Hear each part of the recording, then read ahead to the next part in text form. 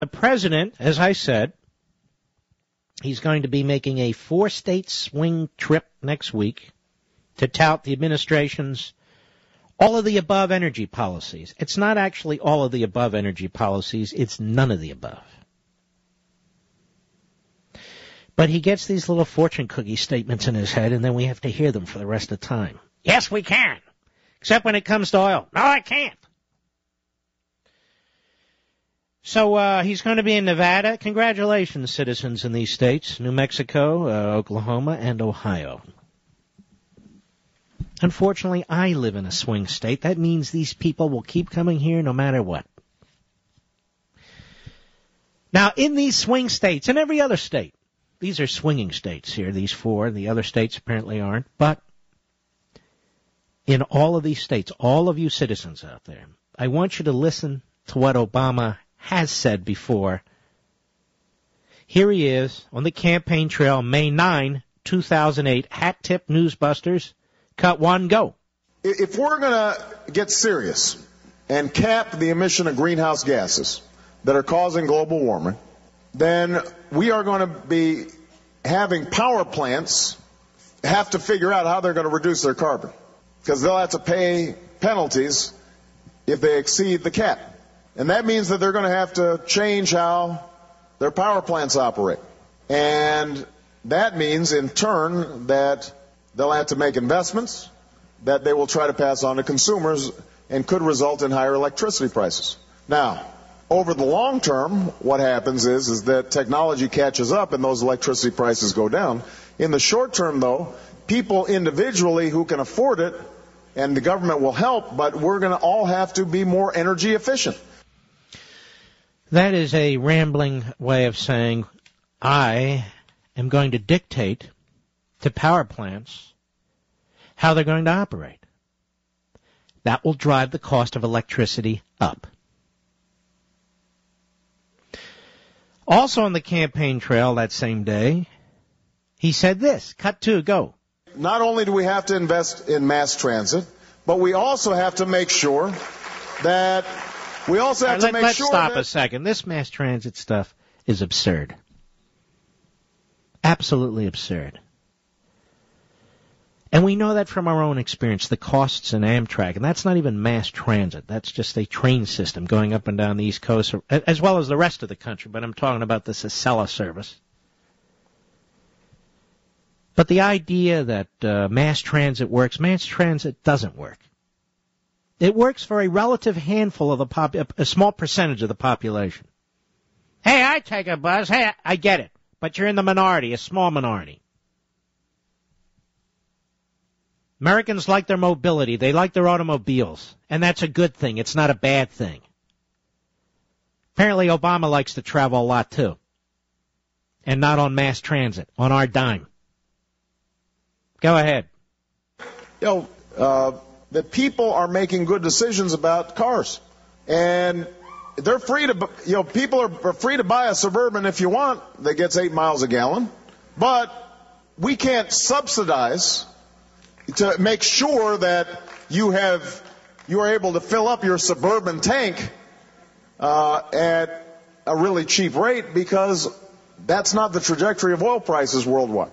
First of all, when you hear him talk about something he doesn't know anything about, isn't it painful? They're not even complete sentences. This isn't even English. So let me interpret, because I'm good at interpreting Obama speak.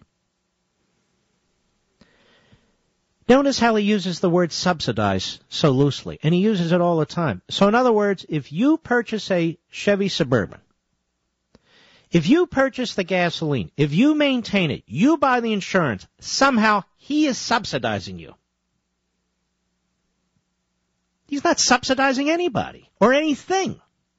So what does he mean we can't subsidize to make sure that you have and then it rambles off. But it's just absurd.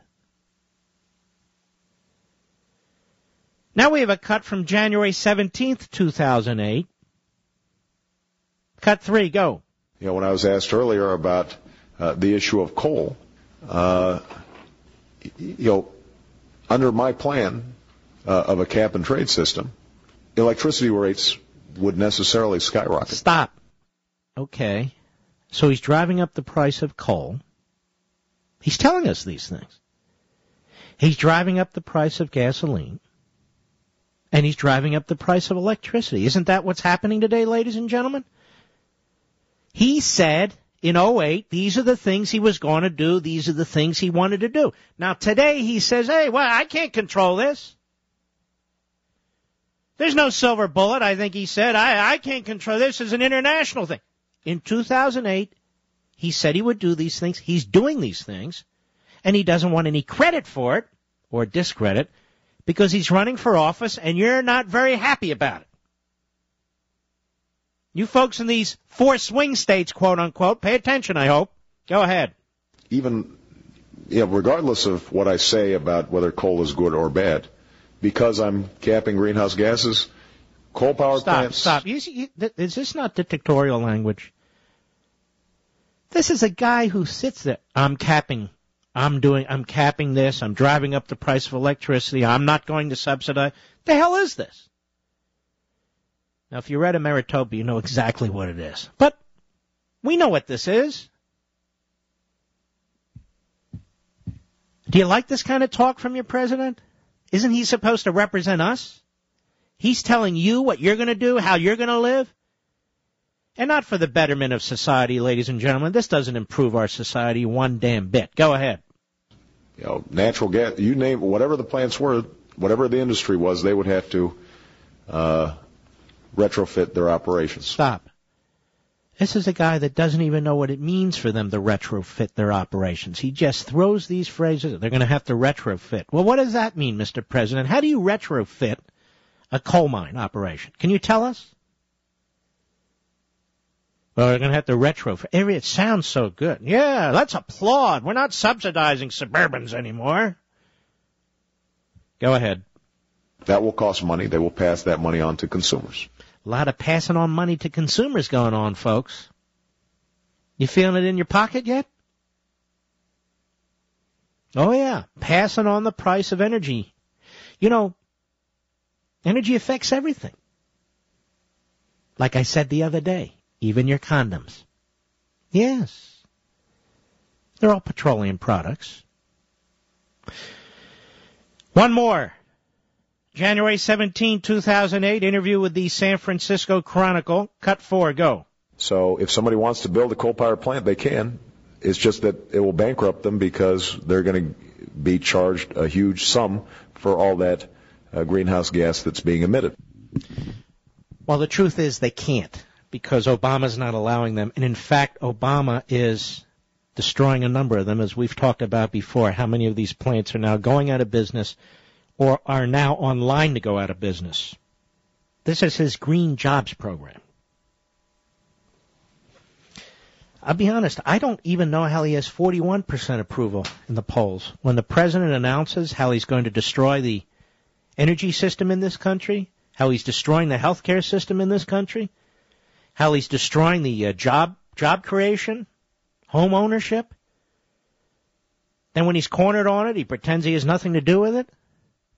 If there's some credit to be taken, it's all him.